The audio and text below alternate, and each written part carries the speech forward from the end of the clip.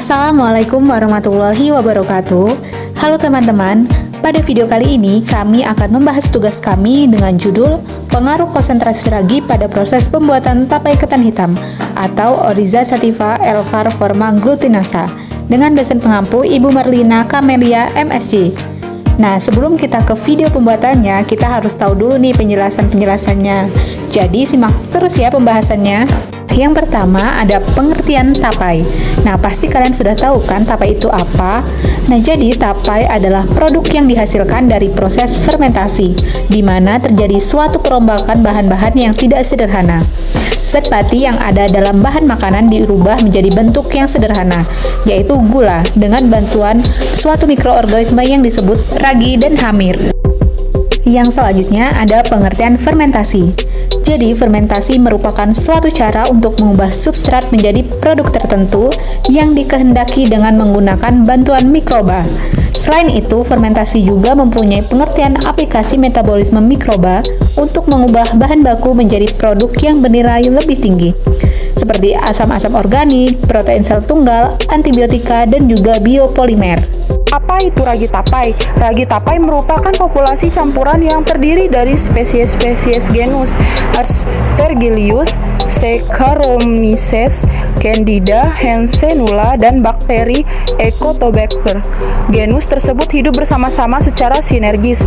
Aspergillus menyederhanakan tepung menjadi glukosa serta memproduksi enzim glukosylisme yang akan memecah pati dengan mengeluarkan unit-unit glukosa. Sedangkan Saccharomyces, Candida, dan Hansenula dapat menguraikan gula menjadi alkohol dan bermacam-macam zat organik lain. Sementara itu, Acetobacter dapat merombak alkohol menjadi asam. Beberapa jenis jamur juga terdapat dalam ragi tape, antara lain Chlamydomuctor oryzae, Mucor sp, dan Rhizopus sp. Apa itu khamir? Khamir merupakan fungsi bersel tunggal sederhana, kebanyakan bersifat saprofitik dan biasanya terdapat dalam tumbuhan-tumbuhan yang mengandung karbohidrat.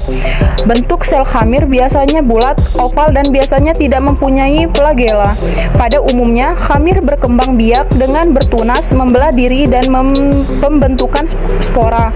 Khamir mempunyai kemampuan untuk memecah tangan karbohidrat menjadi alkohol dan karbon dioksida. Proses ini diketahui sebagai fermentasi alkohol, yaitu proses anaerob. Khamir mempunyai sekumpulan enzim yang diketahui sebagai zimase yang berperan pada fermentasi senyawa gula seperti glukosa menjadi etanol dan karbon dioksida. Manfaat tapai ketan hitam. Ada beberapa manfaat dari tapai ketan hitam, yaitu yang pertama, memelihara kesehatan pencernaan. Ketan hitam kaya akan serat yang dapat berperan untuk memelihara kesehatan pencernaan. Manfaat yang selanjutnya, mengurangi resiko kanker dan jantung. Peran penting antioksidan dalam ketan hitam disebut dapat melawan penyakit kanker dan jantung karena kandungan antioksidan memiliki sifat anti radang dan anti kanker. Manfaat yang selanjutnya, mencegah anemia. Zat besi yang dimiliki ketan hitam membantu pembentukan sel darah merah hingga mencegah anemia. Dan manfaat yang terakhir, penunjang daya tahan tubuh. Ketan hitam juga membantu memperkuat sistem kekebalan tubuh. Kadar antosianin di dalamnya melindungi sel dari kerusakan radikal bebas. Yang selanjutnya yaitu alat dan bahan. Untuk alat, yang pertama wadah atau baskom, yang kedua panci, ketiga kompor, keempat nampan, dan yang terakhir sendok. Dan untuk bahan, setengah kilogram beras ketan hitam, seperempat ragi, air, dan yang terakhir daun pisang.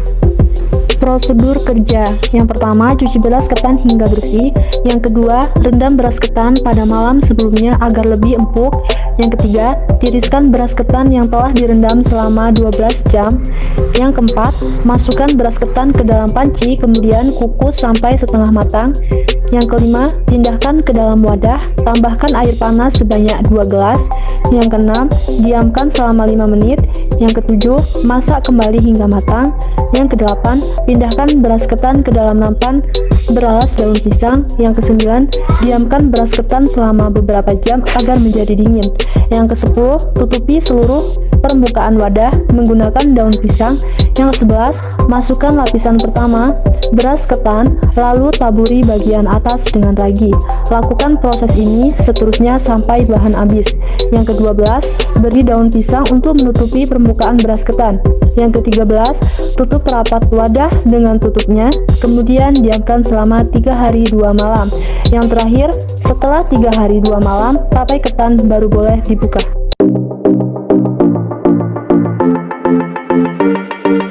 Pertama-tama kita masukkan beras ketan hitam ke dalam wadah, lalu kita cuci hingga bersih. Lalu yang kedua, masukkan beras ketan yang telah dicuci ke dalam baskom, kemudian rendam beras ketan pada malam sebelumnya agar lebih empuk. Saring dan tiriskan beras ketan yang telah direndam selama kurang lebih 12 jam. Setelah selesai ditiriskan hingga kesat, masukkan beras ketan ke dalam panci yang sudah mendidih, kemudian kukus beras ketan sampai setengah matang. Pindahkan ke dalam wadah dan tambahkan air panas sebanyak 2 gelas sambil diaduk sampai semua beras ketan terkena air panas secara merata. Diamkan selama 5 menit agar air dapat meresap seluruhnya pada beras ketan tersebut. Masukkan kembali beras ketan ke dalam panci dan masak hingga matang. Setelah matang, pindahkan beras ketan ke dalam nampan atau tampah yang telah dialaskan daun pisang lalu diratakan. Setelah itu, ambil wadah berukuran sedang, lalu beri alas daun pisang yang rapi atau menutupi seluruh permukaan wadah. Lalu kita masukkan lapisan pertama beras ketan, kemudian ratakan dengan baik, lalu taburi bagian atasnya dengan ragi yang sudah dihaluskan hingga rata. Lakukan proses ini seterusnya hingga lapisan ketiga, keempat, atau sampai bahan habis. Beri daun pisang untuk menutupi permukaan beras ketan tersebut dengan baik dan benar, serta rapat. Terakhir, kita tutup kembali wadah dengan tutupnya hingga rapat, kemudian diamkan selama 3 hari 2 malam.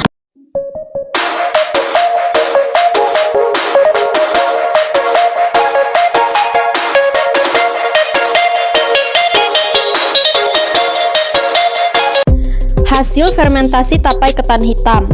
Tapai ketan hitam sebelum diberi ragi itu dari segi kematangannya belum ada. Setelah diberi ragi, hari pertama belum ada, hari kedua sedikit matang, dan hari ketiga sudah matang. Tapai ketan hitam sebelum diberi ragi dari segi rasa itu belum ada rasa. Setelah diberi ragi, hari pertama belum ada rasa, hari kedua sedikit manis, dan hari ketiga manis. Tapai ketan hitam sebelum diberi ragi dari segi aroma itu belum ada. Setelah diberi ragi, hari pertama belum ada, hari kedua sudah tercium, dan hari ketiga tercium menyengat dan berbau alkohol. Tapai ketan hitam sebelum diberi ragi dari segi warna itu hitam keungu-unguan. Hari pertama setelah diberi ragi hitam keungu-unguan, hari kedua setelah diberi ragi hitam keungu-unguan, dan hari ketiga setelah diberi ragi hitam keungu-unguan. Tapai ketan hitam sebelum diberi ragi dari segi kadar air itu belum ada. Setelah diberi ragi hari pertama segi kadar airnya belum ada, hari kedua sedikit, dan hari ketiga banyak.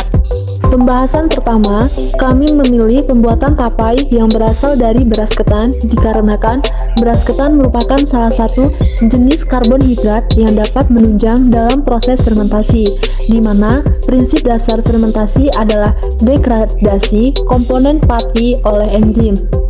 Pada proses pembuatannya, kami menggunakan ragi yang biasa disebut dengan khamir dan kapang. Khamir dan kapang merupakan mikroba yang dapat mengubah karbonhidrat yang terkandung dalam bahan menjadi gula. Peranan ragi dalam pembuatan tapai adalah mengubah gula menjadi alkohol. Hasil dari pengamatan yang telah dilakukan, yaitu pada beras ketan yang belum diberi ragi tidak memiliki rasa, aroma, dan juga kadar air seperti tapai pada umumnya. Namun, setelah penambahan ragi dan disimpan selama 3 hari, beras ketan mengalami perubahan rasa dan aroma, serta adanya air di sekitar beras ketan tersebut dan terdapat rasa yang manis dan memiliki aroma alkohol. Pembahasan kedua, jika dikaitkan dengan literatur sesuai dengan pendapat Seth Yohadi bahwa semakin lama fermentasi, maka semakin banyak glukosa yang dirombak menjadi alkohol, sehingga kadar alkohol yang dihasilkan semakin tinggi. Fermentasi tape ketan hitam selama 3 hari menghasilkan kadar etanol sebesar 1,056%. Meningkatnya kadar alkohol yang dihasilkan oleh tape ketan hitam berkaitan dengan fase-fase pertumbuhan yang dimulai dari fase adaptasi, fase eksponensial, fase stasioner, dan fase kematian. Rasa manis pada fase tapai dipengaruhi oleh kadar gula yang di dalam beras ketan tersebut. Saat proses fermentasi dilakukan pada suhu ruang dan disimpan dalam wadah yang tertutup rapat, hal ini bertujuan agar bakteri pada ragi tersebut dapat bekerja secara sempurna dan tidak terkontaminasi dari udara luar.